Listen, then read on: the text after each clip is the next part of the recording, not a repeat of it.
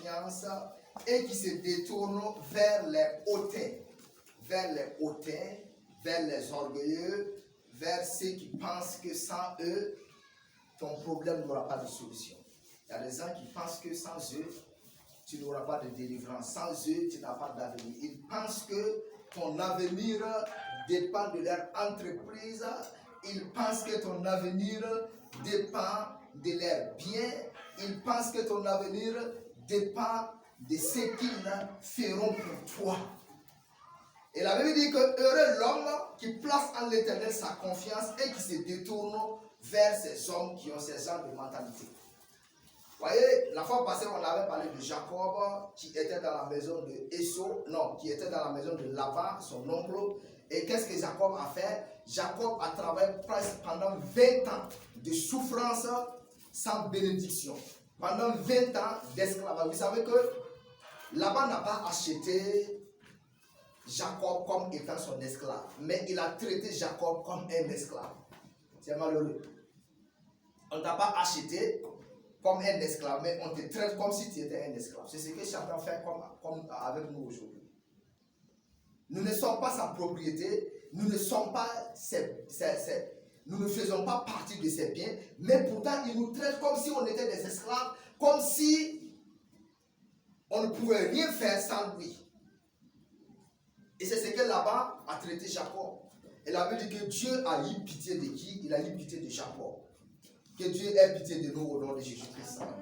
Que sa grâce, sa faveur, sa miséricorde soit sur nous dans le nom de Jésus-Christ. La Bible dit que pendant près de 20 ans, et Jacob même l'a dit à son oncle. Vous savez, il y a des gens qui profitent, malheur à ceux qui profitent des faiblesses des autres pour s'enrichir. C'est malheureux. Si tu profites de la faiblesse des misérables pour t'enrichir, tu es plus que malheureux que tu es plus malheureux que ceux-là sur qui tu profites pour t'enrichir. Et c'est ce que Laban a fait avec Jacob. Mais Jacob se confiait en l'Éternel. La vie de Jacob dépendait du Seigneur. Comme aujourd'hui, nous nous confions en l'Éternel. On ne se tournait pas, Jacob ne se tournait pas vers Laban. Jacob ne regardait pas là-bas. Jacob savait qu'il avait une alliance avec Dieu.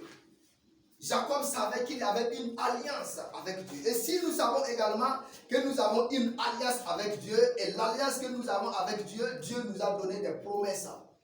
Il nous a donné non seulement des grandes promesses, mais il nous a aussi des petites promesses. Et le Saint-Esprit fait partie des promesses que Dieu nous a faites. Hier, je disais à l'école, ceci, je disais que avant d'épouser une femme, on paye ce qu'on appelle la dot.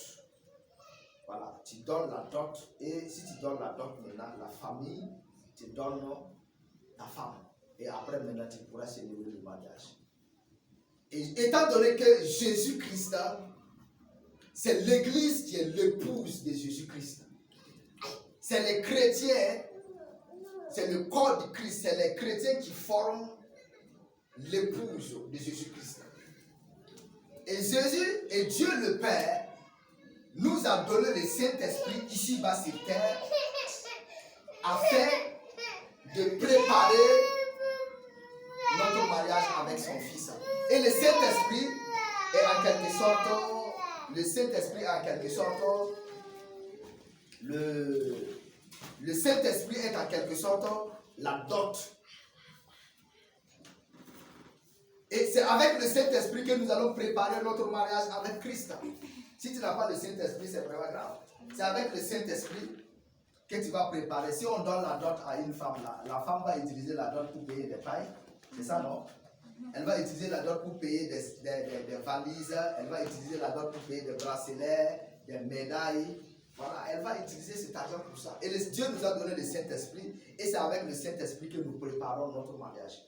Étant donné que nous avons reçu le Saint-Esprit pour préparer notre mariage avec le Christ, nous devons vivre par l'Esprit de Dieu, parce que c'est l'Esprit Saint qui sait là où nous devons aller, ce que nous devons faire, ce que nous ne devons pas faire, afin de mériter d'être mariés avec le Christ. Que Dieu nous accorde cette grâce au nom de Jésus-Christ. Amen.